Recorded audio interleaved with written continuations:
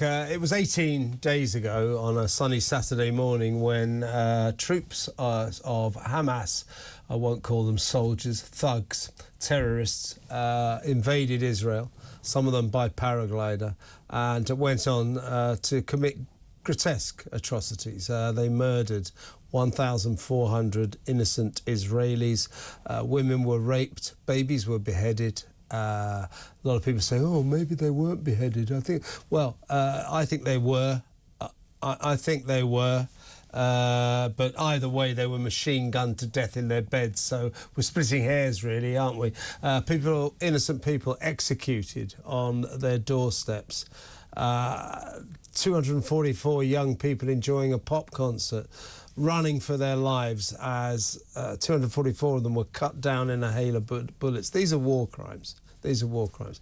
Now, the more the narrative continues, the less people seem to be talking about this. Israel, quite rightly, quite justifiably, is retaliating very fiercely. Bombs are dropping left, right and centre on Gaza, 300 a couple of days ago. And their mission, again, I think justifiably, is to root out and destroy Hamas once and for all. Now, the narrative seems to be to forget this. You know, these actors and actresses, calling on an end to war crimes. The government sitting by watching war crimes. Well, Israel hasn't committed any war crimes. Hamas has. You know what I'm saying. The narrative, I knew it would switch very quickly to, isn't Israel awful? Israel is the only country in the world that gets blamed for being attacked by a foreign power. So that seems very wrong to me. But very movingly and powerfully, I thought yesterday in London's Evening Standard, the journalist Matthew D'Ancona said, forgetting about those Hamas atrocities, ignoring them, like the Secretary-General of the United Nations, Antonio Guterres, does. He says it's tantamount, he called it a cousin of Holocaust denial. It is strange. When Jews get massacred, people want to deny it. I don't know why. Let's talk to the editor of the Jewish Chronicle, Jake Wallis Simmonds. Good afternoon, Jake.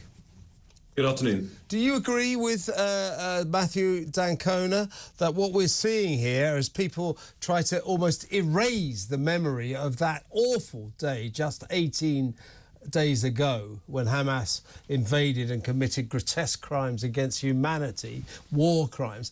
Do you agree with Matthew D'Ancona that that is a kind of a cousin of Holocaust denial? I do.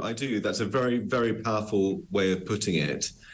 We've seen this extraordinary contrast over the past few days. On the one hand, there was that strike on the hospital in Gaza last week, and the world's media, including the BBC, lent very heavily on the idea that the Israelis were to blame for it, based on some information from Hamas officials in Gaza. They didn't question that very much. They went with that narrative, and it was later proven to be entirely false. It wasn't Israel. It was a rocket by some Palestinian terrorists that fell short near that hospital, killing not 500, but a much smaller number of people. And that was propaganda. But by contrast with that enthusiasm to believe these guys were part of a gang that behead babies, as you said, there's a skepticism to believe the extent of the atrocities that were perpetrated upon the Jews. There was this absolutely grotesque row about whether the babies had been beheaded or not, that was so unseemly and so horrendous to observe. At one point, one commentator said that they weren't actually beheaded, they just had their throats slit. I mean, I know. Come on. Yeah. And I think that underlying all of this, really, this enthusiasm to believe the people who behead the babies, and this reluctance to believe the Jews who were the victims, is this age-old anti-Semitic suspicion that thinks, you just can't trust a Jew. You can't trust what they say. They're a slippery bunch. They're an unpleasant, conniving, malicious race who have been bringing down culture and civilization in our world for a very long time. And Hitler was, only got halfway towards finishing the job. It's that instinct that underlines a lot of this. not necessarily consciously for everybody, but it's in the air of these kind of comments. Absolutely. And that beheading debate, I heard one apologist say, well, yes, babies' bodies were found decapitated, their heads were separated from their body, but that doesn't necessarily mean that Hamas beheaded them. I mean, that is pathetic, isn't it? Well, their heads just fall off. Yeah. I mean, honestly, I don't know whether I feel a greater anger or a greater sadness at this point. It's such a grotesque exhibition of the basest Jew hatred of the sort that we thought we'd put to bed with the Holocaust. We thought that the Holocaust had put an end to this bigotry. But we find, sadly, that it's just all it's done is move on to inhabit a hatred of Israel.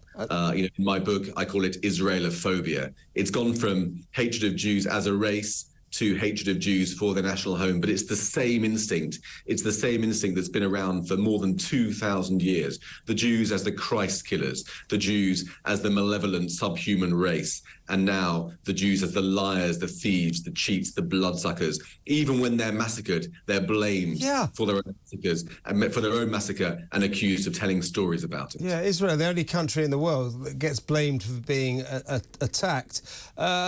Just before you go, Jake, we've got a little clip of the United Nations Secretary General Antonio Guterres. Can we play that? Let's have I'm deeply concerned about the clear violations of international humanitarian law that we are witnessing in Gaza. Let me be clear, no party to an armed conflict is above international humanitarian law. The grievances of the Palestinian people cannot justify the appalling attacks by Hamas, and those appalling attacks cannot justify the collective punishment of the Palestinian people. And when he says that, Jake, that is a very serious charge because collective punishment is a war crime. Actually, Israel has not committed any war crimes so far. It is well within its legal rights to lay siege to a military enemy. That is Hamas. They're in the Gaza Strip. The United Nations Secretary General is accusing Israel of war crimes that have not been committed. That's an outrage. Israel is right to call for his resignation, is it not? Absolutely. It's shameful. It's shameful. I mean, look, we in Britain should understand what it's like to face jihadi violence. We faced it ourselves in Manchester. Our citizens were beheaded by ISIS fanatics in Syria and Iraq. We faced it several times in London. British citizens were lost in the 9/11 attacks. We know what it's like to face this. And how did we respond? After the 9/11 attacks, we joined the Americans in attacking Iraq in 2003, killing upwards of 200,000 people in 3 years.